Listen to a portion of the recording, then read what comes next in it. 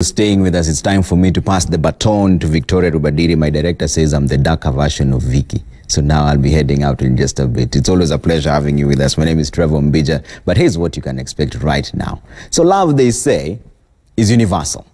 But how we express it and celebrate it in different cultures continuously varies. Valentine's Day has become a popular commercial holiday that has Western origins, which begs the question, outside of a holiday like February 14th, how do we as Africans show our romantic side? How does culture, if at all, play a role in how we express love?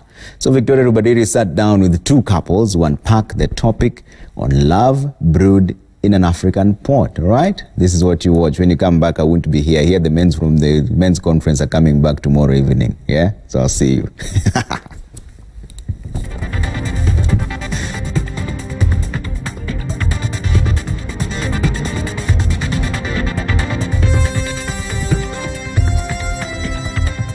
All right, let's get right into this discussion. Of course, it is Valentine's Day weekend and everyone is in the mood of romance and whatnot. But you know, it had me thinking about this particular day of Valentine's. And yeah, we get excited, but why do we celebrate it in the way that we do? And thinking about it in the African context and more specifically to your personal experiences. But before we get into that, I think it's fair that the viewers get to know the two couples of how you met and whatnot. So Joanne, let me begin with you. Shucks. You're a veteran, you know how to do it. You know, when you first met David, you know, what was it like? What was the context? And how did you develop into... Why did I answer that for you? Oh my. It was amazing. Go ahead, David. Yeah. Great answer. So he saw me, yeah. Then he liked me, and then he followed me for a couple of months. And all this time I didn't even know he was following me. And then... She makes me sound like a stalker. I know. Like I followed her. But now we know. It's funny because whenever people ask the story, it's always so morbid because we met during my mom's funeral week. Oh, dear. Like one of those, you know, what are they called? Those meetings. Yes, exactly. So that's how we met. That's how I don't even remember meeting him because, of course, I mean, I was in a state. Yeah, and then we had an epic first date. That was a colossal failure. Oh my God. I'm just like, so yeah, you can be married. You can be married 5 years after that, even after a terrible first date. Wow. So yeah, he did most of the pursuing and. Interesting, David. I'd like to hear from your perspective. What was the pursuing like? Yeah. So it was interesting because I knew her brother. Okay. And it's such an embarrassing story because I went for the meeting and I was like, oh, that's my sister. And he's like, oh wow. I was like, I want to meet her later. And I said hello and whatnot. She doesn't remember. I don't know how she doesn't remember me. Like, she doesn't remember. Weren't that memorable? I know. So forgettable. But then, then I don't even know how we exchanged contacts. I don't even know what happened there. But I was organizing an interview for the church. Yeah. Is what I was doing. And I got her family's contacts and we started chatting. And but we really did have a disastrous first date. Yeah. Oh man, it was so bad. We'd been chatting for so long and it was so good. Yeah. And when we met, it didn't live up to the expectations. Not at all. So we kind of sat there thinking, okay, so this is all there is to this. Wow. And it's so funny because even after we got married, it took us a while to go back to that venue. Restaurant. To that restaurant because it was so traumatic. We just couldn't. I think it was after year 2 that we were able to go and we're like, you know what? We can do this. We have surpassed this. Wow. It was that tragic. What's a restaurant? I know. Like, don't go to this restaurant before, not for a first date. Oh my God. Yeah, it was tragic. Dawn and Nancy, you have been married 14 years in August this year. Congratulations. Thank you. So how did you meet? Where did you meet? What was the environment that you met? All right. I'll let her go. Ours is different. We met in church. I was new had just got into States. Okay. So I found this Kenyan church and I was like, oh, okay, it's so excited. Let me go find out. Then I got there and I think we had something going on for the youth in the evening. And so this guy says, go sit with someone who you've never met before. And so he approached me and we started talking and everything. At that time, I was dating someone, so he was not there. And we became very good friends, very, very good friends. Yeah. Then I fell in love somewhere along the way. Well, that's the story, except that I was the leader in the church that we were at that time. And so when we're told, go find someone you do not know, naturally I had to look for someone I didn't know. Being a leader, I knew kind of everyone. But during the service earlier in the day, there's a lady who had pointed her out and said, what do you think about that girl? And I said, what girl? Interesting. So I pretended and I said, what girl? What are you talking about? Yeah. But I spotted her when she came in. And then naturally, you know, one thing led to the other. We just started to talk. Being a leader, I led her back to Christ. So there was absolutely no way we were ever going to date. Yeah. So, but she became a really good friend of mine. I was dating a couple of different people after meeting her. And she always used to advise me, not at the same time. But you know, I used to go over to her place with my date because she still does make the baddest chapatis. Wow. Yeah. So we used to go over there. I used to be like, when I want chapati, I'll be like, let's go visit Nancy and her sister.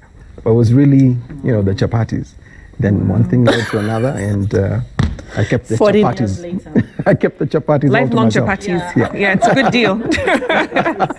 Yes. I want to know, you know, you just explained how you met and the context within which you met. But when we're looking at the larger picture and in terms of how culture sometimes can play into how you viewed each other. I know, you know, when you're talking about the African context in Kenya, for instance, there's also traditional weddings, meeting the family, and there's things that kind of characterize how you get together beyond the dating, beyond the courting. Did any of those things play a role, you know, in your relationships and impacting how you relate with each other? I'm just curious to know. Let's start with you guys. I don't know. What do you think? Well, I mean, the culture of a man pursuing you perhaps kind of did. Yeah. Because I mean, I wasn't going to go after a guy, you know, type thing. I know women are now more brave and more resolute to doing that, but I didn't do that at all. And I think even after the first tragic date, if he just said, okay, you know what, that's a wrap, it's not going to happen, that's probably we would probably not be here today because of him. So I think just that male lead is what played a role in our relationship. But I don't think anything else in terms of. And then you paid most of the bills when we were dating. Interesting. Yeah. Like, so you didn't go Dutch. It was hardly. I don't know why. I don't know, because I mean I don't There's have money you owe me. I don't have a problem in going Dutch, but I think you paid most of the bills. So maybe those two elements for us. Yeah. And I think as well, I mean, some of those more traditional things kind of still show up in a modern kind of setting, because I remember, other than our disastrous first date, is a disastrous first meal that you tried to make for me. No. Oh wow. And Yeah, I know. It really was a disaster. Yeah. She's a great cook. But I think that's also, it's the way, you know, Don says that Nancy cooked. So she cooked as well. Yeah. It's the way to the man's heart. Yeah. So to speak. Yeah. So I think some of those traditional things and some of the things we know about African culture still kind of play into how we date and how we meet up. Yeah. I mean, and the way you're conditioned as well, I think many African women feel that you need to know how to cook. Nancy, did you feel that pressure? I mean, you make amazing chapatis, but did you feel the pressure of, I need to know this because if I ever do settle down, this will be an expectation, you know? No. Okay. I didn't feel the pressure because I love cooking. So it wasn't anything to do with, at that point, any man in my life. So for me, it was, I love cooking and I'll make this amazing food for me and my sister. Right. But for me, I got a culture shock when I came back home. Because when we were dating in the US, he was very free. I mean, he was, you know, we could kiss and he was all touchy-touchy. We're talking about a meal. Then I came back home, and he had come here 2 years before, and I came back home, and all of a sudden, there was no touchy-touchy. There was no, this is my girlfriend kind of way. And I was in total shock because I'm like, what's going on here? And I felt even towards the marriage, the wedding, the culture played a very big role, a very big role. Yeah. I had to know certain things that I wasn't really, you know, I'm Taita, he's Kikuyu, and truly speaking, when most of the times being there, you really don't, this is not see on that. your face, Yeah. you know? So when I got here, I'm like, oh, I'm truly Taita, because this thing just became so obvious, you know? And getting to know, okay, this is the, you call it Itaga? I don't know. You know, the process before the dowry, what is it called? Baby? Itaga. And getting to know all that. So it really influenced, it really did. That's really interesting. So, Dawn, what would you say changed that you didn't show the public display of affection, PDA as we call it? Why did it change? You know, I didn't realize that it had changed. I think the separation for about 2 years, I left in the States. And then she's not coming for us to continue dating. She's coming for us to get married. I think it was a particular state of mind. I didn't realize that until maybe, you know, a year or two into the marriage. She said, you know, nowadays you know what's up. You know, I've changed. You know, you hear when people get married, they say, man, everyone kind of changes. I think everyone does change. Not necessarily for the negative. But I think the things you do while you are dating, sometimes you don't take them into the marriage. Sometimes. Is that a good or bad thing? I don't know. Yeah. Interesting. And let's talk about something that is controversial: submission. The big S word that many marriages. I know. I'm ready for it. Many marriages, especially in the modern day, grapple with, you know, how do we make this work? And then when you bring in the faith aspect, because that also is an expectation from that perspective, women feel, what does that look like? And to be fair, it's different for every relationship and every marriage, right? So then I have to ask you, what does it look like in your context and your setup? Joanne, why do I always have to go first? Why me? So it's so interesting, Victoria, that you've said that it's something that women grapple with. So Ephesians 5:21 begins with submit to each other first, and then it goes ahead and says wives submit, and then husbands love their wives. For me, to be honest, it's cringeworthy, and the reason for that is because of the abuse that submission and the undertones and the connotation that it brings. Many times, and many women I've spoken to, it's almost synonymous to subjugation, right? So it's where you feel that you're the only person who's being talked to. As I was coming for this interview, I tried to look up some data that I saw a while ago. It's American data, though, that there's a disproportionate rate of how preachers speak about submission. Like it's always as if we're speaking to the woman all the time, and we're not speaking to the man. We're not telling him what he needs to do. So it almost feels as if you're put in a corner and you're told, this is what you need to do. This is how it looks like. And they're almost societal penalties for women who don't ascribe to that. And I think generally, and I think also speaking as a feminist and as a Christian, I think it needs to be unpacked in a way that we acknowledge the negative undertones that it has accumulated over the years, but also say, how does it look like? Because all relationships should have a reciprocity. All of them should have a level of respect, mutual respect and love. So how does submission look like when it's in the ideal situation? And then how, because many people think of submission and abuse of it. What I do know is submission is not weakness, but who's molded it for us, where I don't have to kneel and bend as I serve food. Type thing.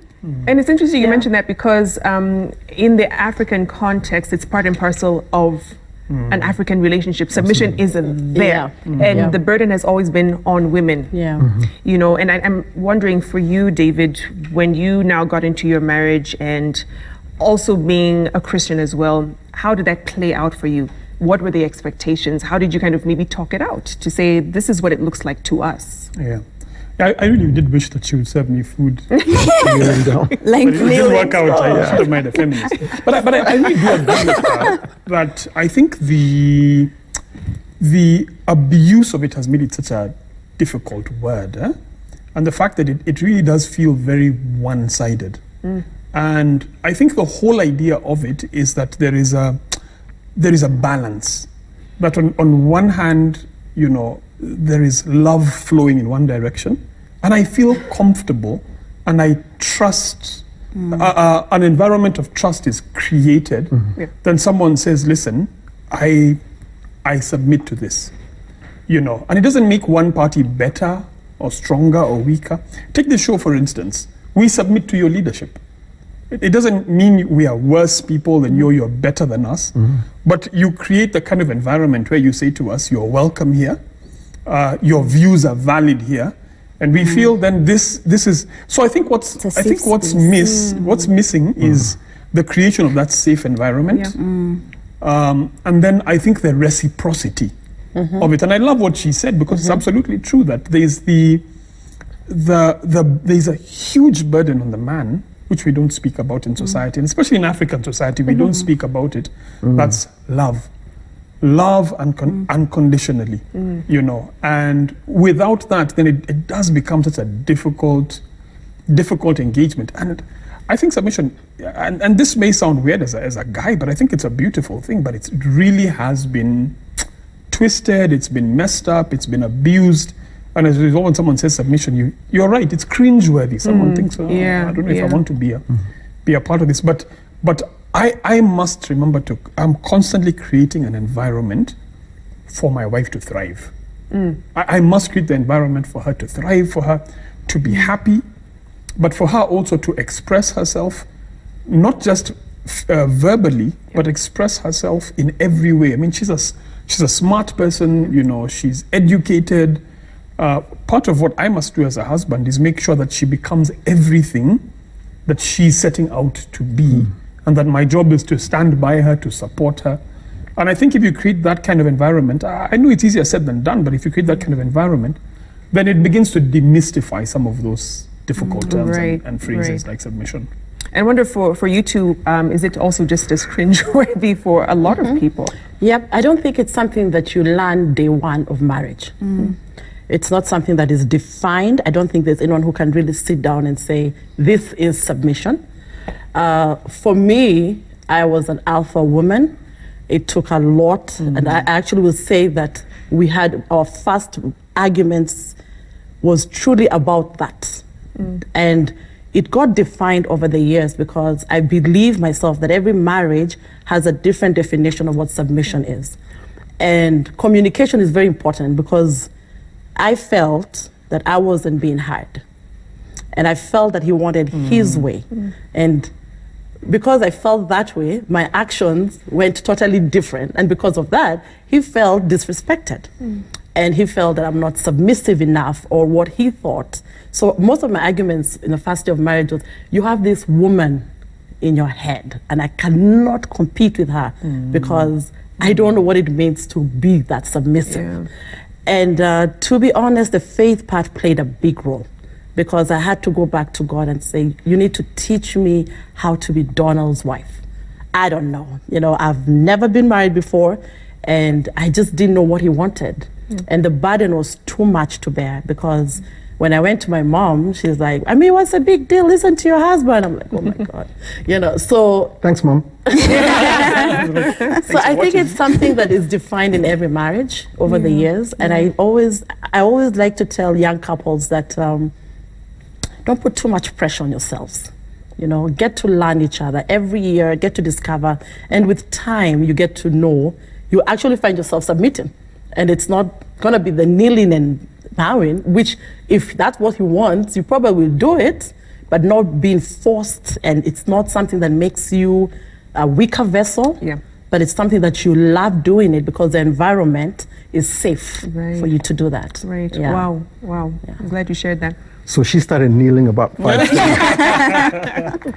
No, you know, I think the whole concept of submission, the word almost feels like something that attacks marriages even before you walk down the aisle, because it's been talked about, you've heard of it, and every time it comes up, especially in church, as Joanne said, there's a negative connotation that comes. So you're coming in already so protective.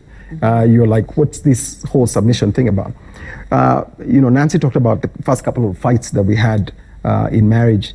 Some of those, I don't even think they were 100% submission. It was probably a trust, respect issue in there, but I think it's all convoluted. So at some point, before you understand what it is, I think it needs to be, like Joanne said, unpack it. You've got to understand what is this submission thing. And I like what she even alluded to in Ephesians 5, because the analogy is drawn between Christ and the church, and how Christ loves the church and is willing to die for the church. And there's that.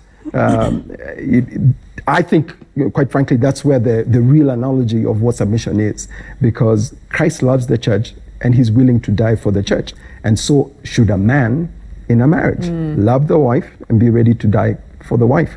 But you see, when you come to a workplace or any setting where you have someone who is a boss or someone who is in authority over you, the one thing you have to do is understand your place, not negatively, in as much as you're also trying to work to rise towards that position. There are things you say, there are things you do, and there are things you don't say, and there are things that you don't do. So I think understanding is critical when it comes to that issue of submission. It's not a one size fits all. I believe that. Every marriage is different. The fact that you walk into a house and find a lady serving the husband doesn't mean that they're having a happy, submissive relationship. It has nothing to do with that. I think we compare a lot. We look around and say, look, that guy opens the door for his wife, so he loves his wife more. There ain't nothing like that. And I think with submission, it's the same thing. I think we just need to unpack it, understand it for every couple. And can I add something and say, I think also because the context that we're in is African, it's very patriarchal. What happens is that when people think submit, they don't just think marriage. I'm talking about society. They think workplace, they think family, they think everywhere else that men are here and women are here, and that's not the case. That's not the case at all. So it's saying, your newscaster here, do you earn the same as your male counterparts? For instance, are there kind of like equal opportunities for men and women? And because society shows us a broken image of it, I can understand when someone comes into marriage, especially a lady, she comes into marriage and just thinks, this is going to be my workplace where we put in the same number of hours, but you get all the glory, and I get all the glory. You know what I mean? And I think that's a part of that broken, broken narrative. And I think men don't think about it, to be honest, because, and my wife talks about privilege very frequently, that we live with our eyes closed. We don't realize the privilege that we have, that society grants us, whether fortunately or not, and we very easily transfer that into the marriage, and you bring a broken perspective into the marriage, and immediately you think, oh, I'm better than you, I'm stronger than you. Interesting take on that. And I think as we wrap up, just briefly, word of advice you'd give to couples watching in terms of what does it take to make marriage work now, and your marriage, not the community's marriage, not your in-laws' marriage, not society, yours, because everyone wants to kind of have a piece of you and what you should do. How have you made it work so far? I'll start off with you guys. Of course you'll start with that. Okay, you know what? Let me start with Nancy. Go ahead. I mean, so we've just done 5 years. It just feels like the other day when we got married. So we can't purport to know all truths. But I think what I would say is the individual element of marriage. Oftentimes, we always see marriage as two of you. He always jokes and says, this is Mrs. Kuria. I'm like, no, I'm Joanne before I am Mrs. Kuria. And for me, we make fun about that, but it's very important for me because there's an individualness. There's a Joanne-ness that I bring into the marriage. And oftentimes, and I feel, and we always say this, I have evolved so much over the past 5 years. I now have stronger feminist views, for instance. I am now thrust in the human rights space. I am now a mother. There's so many things that I I am more of now than I was 5 years ago.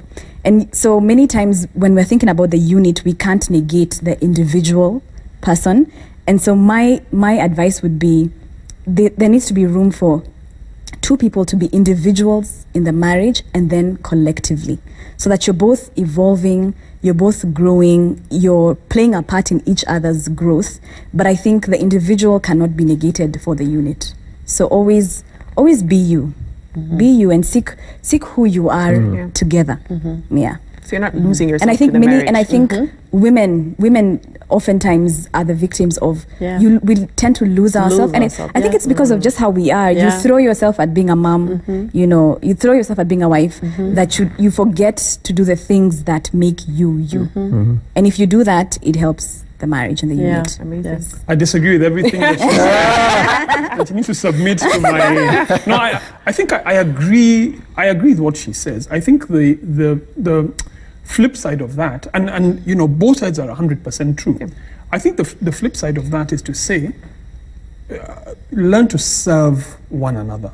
For me, one of the things that I keep asking myself is, how do I make sure that she's better?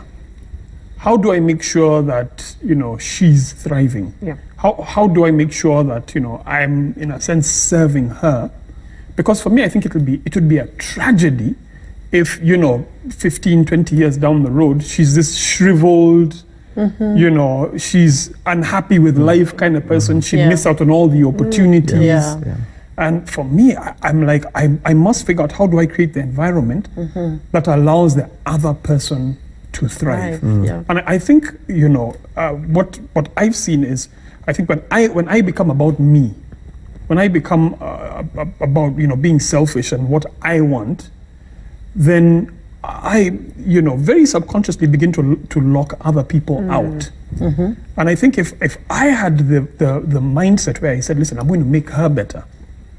Now, I don't know what her mindset is going to be, but I'm hoping that hers will be, I'm going to make him better. And that I stop focusing on me. I think that's one of the really critical things there. Absolutely. That you're concerned for the other person's growth, you're concerned for their well-being at all times. The other thing that I'd say though is just, I think, patience. You know, I find that just, you know, today's generation, patience is in really short supply. And now, you know, divorce is easier than ever before. And, you know, I've seen people who separated for years and just said, listen, we're not going separate ways. We're going to separate. And I've seen people who've been separated a couple of years come back together and say, let's give it a go and have a really great marriage. And I find that what happens is that our patience is so thin these days. And it's about me being happy today. Maybe you're not happy today in your marriage. And it's a reality for people. But you really have, you have to see this as a long game. Because people think, oh, let me exit this, look for another one. If you haven't dealt with the issue of your own perseverance and patience, there's no guarantee that if I cross over and the grass is greener somewhere else, that everything will work out. You'll still require patience there. Absolutely. And I think for me, those are some of the things in the years we've been married that I'm beginning to learn. Dawn and Nancy? For me, it's... I've learned to be myself, you know, and go back to, I really ask him a lot of questions like, why did you fall in love with me? Why are you still married with chapatis, me? You just told me. I know, I still have to keep cooking them. But I guess it's just being myself. There's no pressure. There's no... I don't feel the pressure to be his wife. I don't feel the pressure to be the mother of his kids. Wife. That's another topic. It's a different. We'll come back for that. Yes, but I don't feel the pressure of being a pastor's wife. I think it's just, I've learned to just be me and accept him for who he is. He wasn't my ideal kind of man, but I fell in love with him. We should have started with that. No, seriously. You know, sometimes I hear a lot of women say, this was my ideal. No, but you know, I fell in love with him. And for me, I've learned to enjoy life with him and then pursue the friendship. So, you know, try to run a lot together, like physically like chase each other with pillows and stuff. I try, you know, when I'm not exhausted. But yeah, that has helped us so far. Amazing. Yeah. Excellent. Look, I actually want to advise people thinking or going into or thinking of getting into marriage. What worked for us and what I've seen work for a lot of people is pursue friendship first. Yeah. Be friends. Yeah. My wife and I dated for 6 years before we got married, and it was just about friendship because what we realized is once you go into marriage, at some point you will stop feeling in love. Yeah. That time comes. Yeah. And the only thing that sustains you at that point is your friendship. Because I'd rather sit down with my friend and holler about you know what happened today than answer love questions. You know, why don't you love me anymore? You haven't told me lately that you know you don't love me, or whether you love me. But friendship is so key and so critical, and I think a lot of people we've taught a lot of people through premarital class. And even post marriage, friendship by all means. I mean, from communication, conflict resolution, all those things, finances, all those things are great. But if you're not friends, you have no basis. You have nothing to stand on. You can't even come to the table to discuss. Pursue friendship.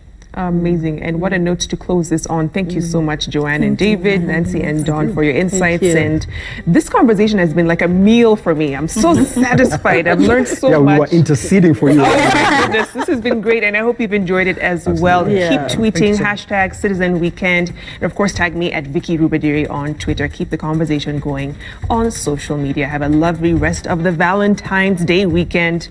Have a good night.